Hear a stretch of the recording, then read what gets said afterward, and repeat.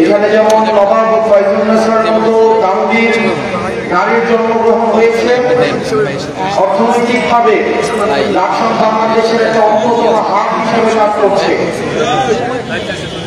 একই সাথে সাথে লাকসামের উল্লেখযোগ্য সংখ্যক রেমিটেন্স যোদ্ধা পরিবার ছেড়ে বাংলাদেশের জন্য রেমিটেন্স সরবরাহ করার মধ্য দিয়ে বাংলাদেশের অর্থনৈতিক চাকাকে সফল করে রাখছে।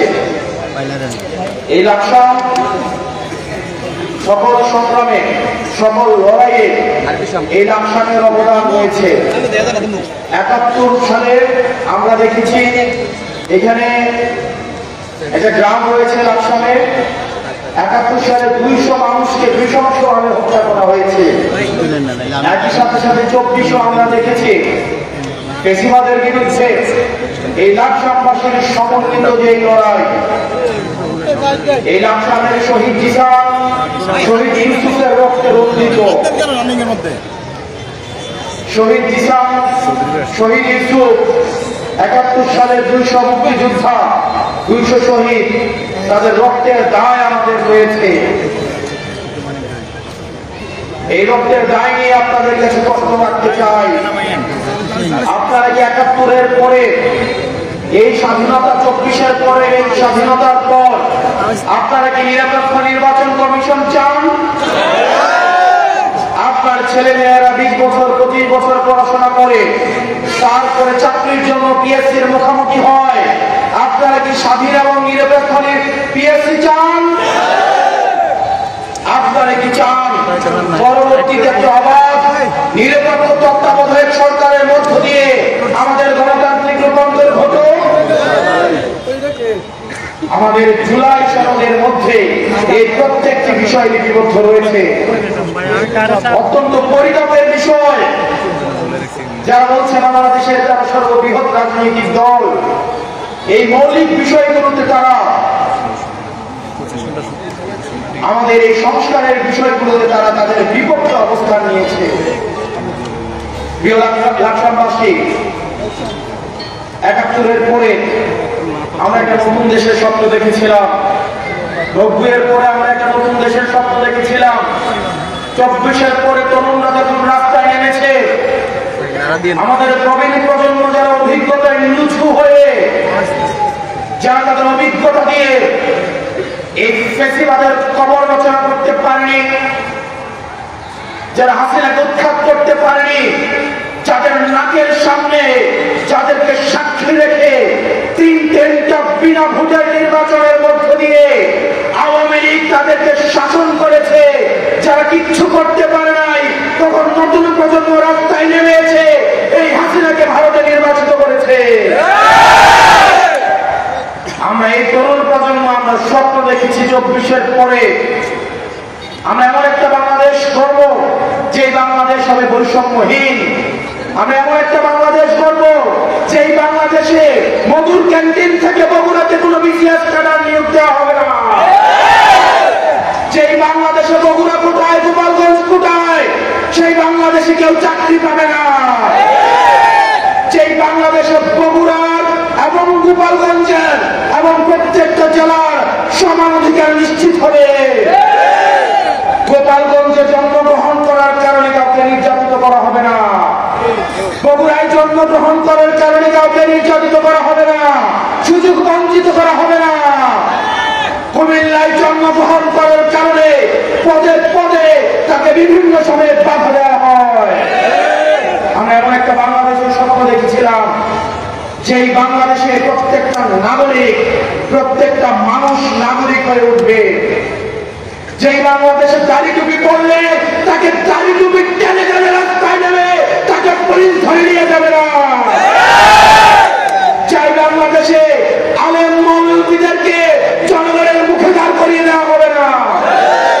আমরা এমন একটা বাংলাদেশের স্বপ্ন দেখেছিলাম যেই বাংলাদেশের পুলিশ এবং জনতা তাদের কাঁধ মিলিয়ে পরবর্তী বাংলাদেশটা দুর্নীতি মুক্ত করতে, সন্ত্রাস মুক্ত করতে কাঁধে কাঁধ রেখে কাজ করে যাবে। কিন্তু আমরা দেখেছি ৫ই আগস্টের পরে আমরা পুলিশ সংস্কার কমিশনের প্রস্তাব দিয়েছি, এই পুলিশ সংস্কার কমিশন এখন আলোর মুখ দেখে নাই।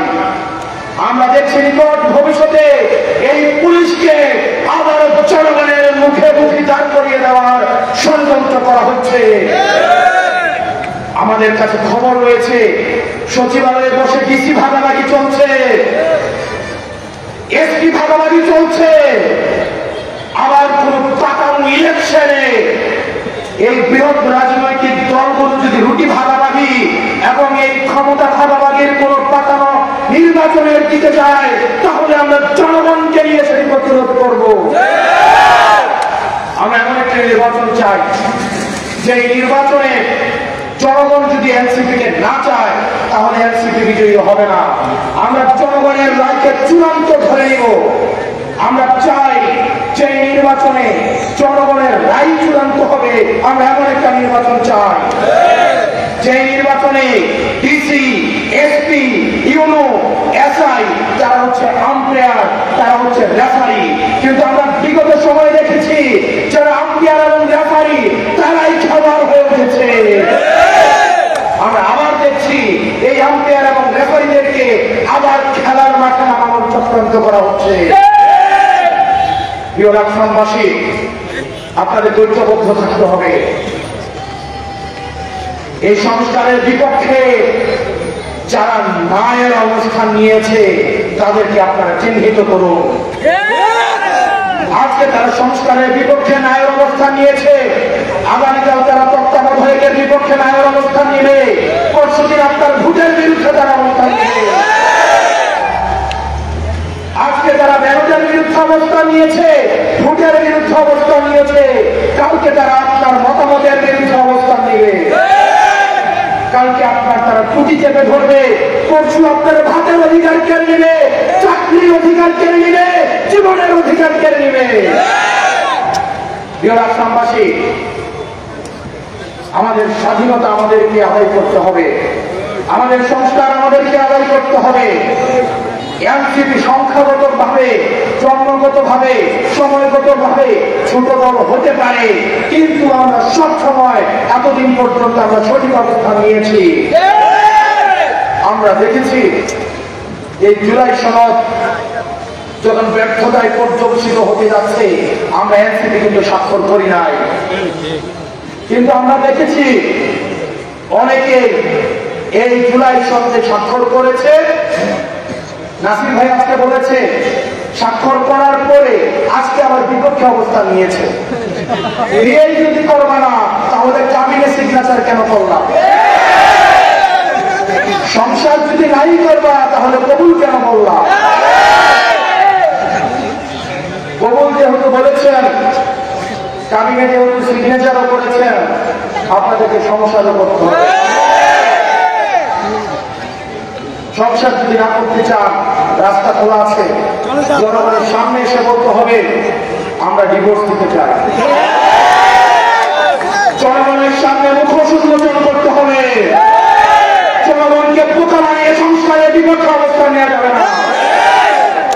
প্রিয় তরুণ প্রজন্ম এবং আমাদের যে রাজনৈতিক ভাইয়েরা রয়েছেন, ফেসিবাদের বিরুদ্ধে যারা একই সাথে কাঁধে কাঁধ রেখে লড়াই করেছেন, আপনারা আমাদেরকে পরামর্শ দেন মাঝে মাঝে যে আমরা ছোট মানুষ, তরুণদের দল, বাচ্চাদের দল।